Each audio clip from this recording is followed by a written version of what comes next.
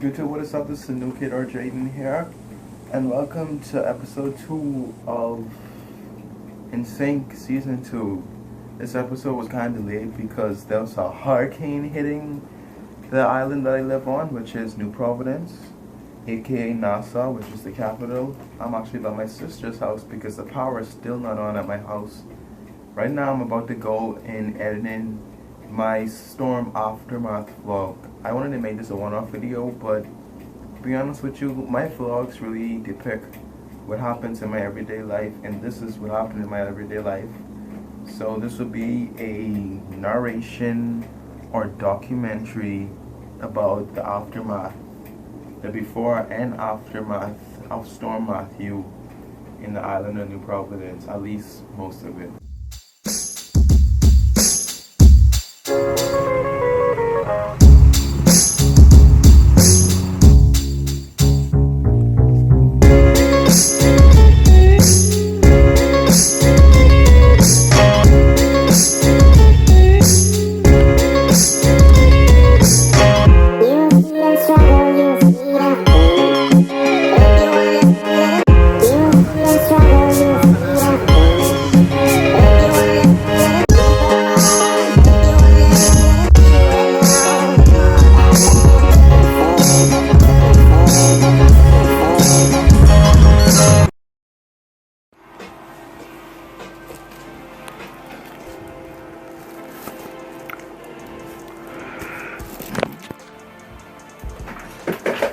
Right now we're basically inside the process of waiting for the storm to come, and it has literally been one of the calmest days ever.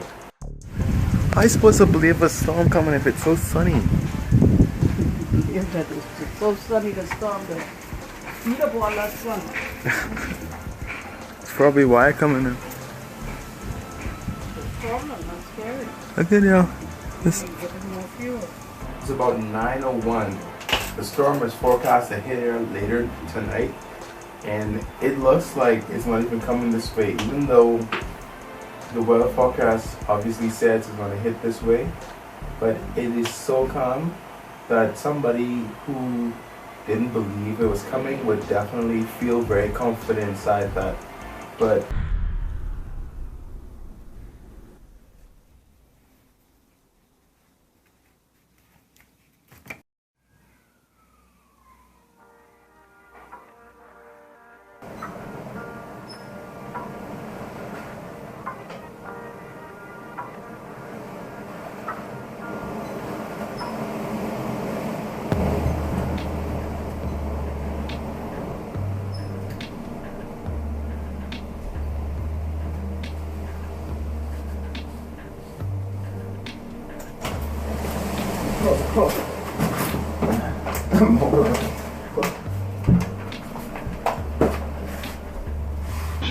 Sustained winds of 80 miles per hour. They had a gust up to 125 miles per hour. And it's taking you back to the coordinates, which came in about an hour ago at 8 a.m. The center of Matthew was at 24.6 degrees north, longitude 77.5 west, but that has all now changed. So that 30 miles per hour, the eye is perhaps right on top of the Providence and Andrews as we speak. So we will be under the gun of these heavy hurricane winds for about another hour and a half to 2.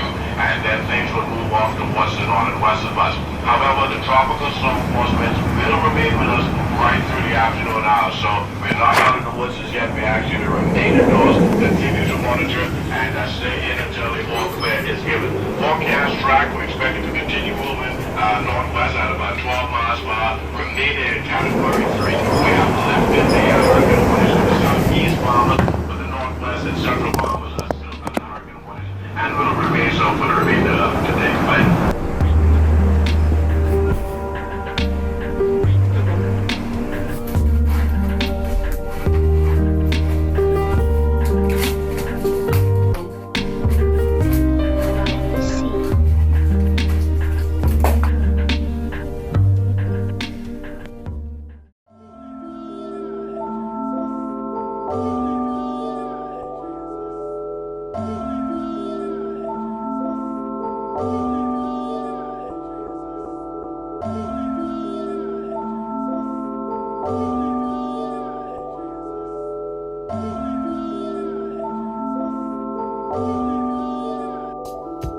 So at this point, we started heading to the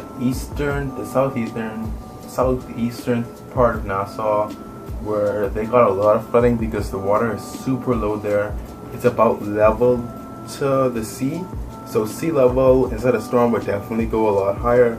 Surprisingly, the water didn't go that high. It only went about like 5 feet, 6 feet. And the storm surge was predicted to be about around 14 feet. I think that's mostly because the eye didn't go directly over us.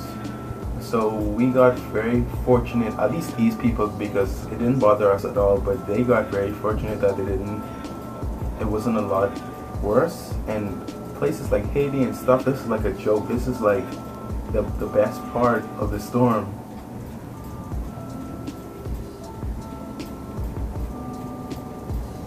Then over here, normally we're a lot of boats inside now, so normally ramp their boats off, they take the boats off the trailer right inside this little man-made lagoon.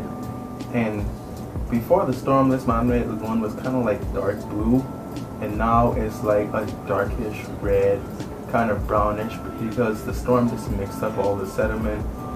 And this thing was definitely covered because before the storm, I think the night before the storm, this thing was all the way up to the brim. I obviously didn't record because it's pitch black out there, and so you wouldn't actually see that. But everything is just so gray and so grim. The storm made the whole scenery of every place just look very different than it actually was. Just very surprising. Yeah. That's a dock right over there. And you see this boat right here? This boat was actually all the way down there, about 7-8 houses down on the next side of the street, and the water moved it all the way up here. Right about now we're heading into the deepest part of the water. So far this is the deepest water we've been in, and I could tell right here was probably the deepest it was inside the neighborhood. This is all salt water, by the way. This is all salt water. There is a little bit of rainwater mixed with it, but it was mostly salt because the storm didn't give us that much rain, especially on the eastern end like this area. So they're very fortunate. Over here it washed a lot of the seaweed, a lot of the sand off the beach. It kind of eroded the beach a lot, and a lot of rocks just pushed up from off the reef there onto the land. A lot of roof damage to areas out in the east and the west. Mostly because they're closer to the shoreline. There's been a lot more damage to the houses in the south, but I didn't record that much of this. This house is definitely underwater. It's right across the street from the ocean. It's right across the street from the ocean, so definitely got a lot of wave impacts. And these big, huge trees, I don't know if these were man-made planted or naturally planted, but they're all the way down. And this part amazed me the most because these aren't trees, these are actually like bricks in the ground. But I guess if the wind could take down the trees, I guess the waves could take down these huge stones that were set on the side to kind of keep the waves from coming in, but then they just scattered all about the road. Somebody probably cleared a way for cars to get through, because if that was naturally like that, that would have been insane. Surprisingly, on the northeast side of Nassau, even though the storm passed on the southwest, the northeast got a lot of trees now. Whoa. Like, especially this one that cuts right inside the middle of the road. That's a good thing there's an empty lot right to the right. Like, that truck's coming out right now, or else we were gonna get past that and we would have to go all the way back around.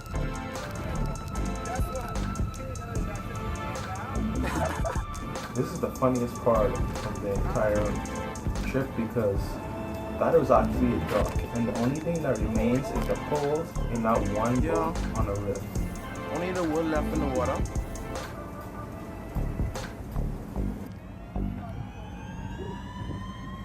And piece of the wall come off too. Yeah.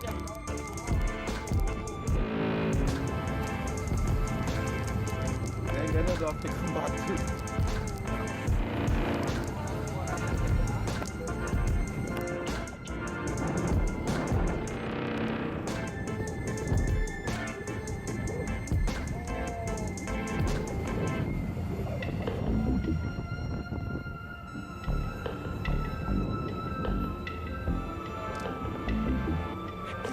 There was also rumored that the fueling docks were badly damaged, so people were just crowding the gas stations. They ain't even open? People were crowding the gas stations all around the place for like a couple of days, and then they found out I don't hear if they could afford the fences down, and there's a lot of flooding. And this is all rainwater. This none of this is salt water. This is all rainwater returning to just after wild happened. So right here I'm inside Old Fort Bay, which is like where all the millionaires and billionaires live. We do not live here, unfortunately, but they have a lot of man-made planted trees, and man-made planted trees don't seem to stand the test of the storm like naturally, not real good. They're not as deep in the ground, I think. So a lot of the trees are when we tied these boats, they didn't get any damages. We tied them very little.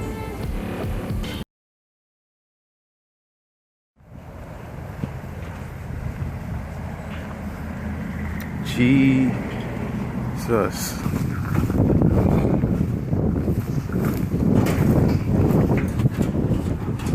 Look at this.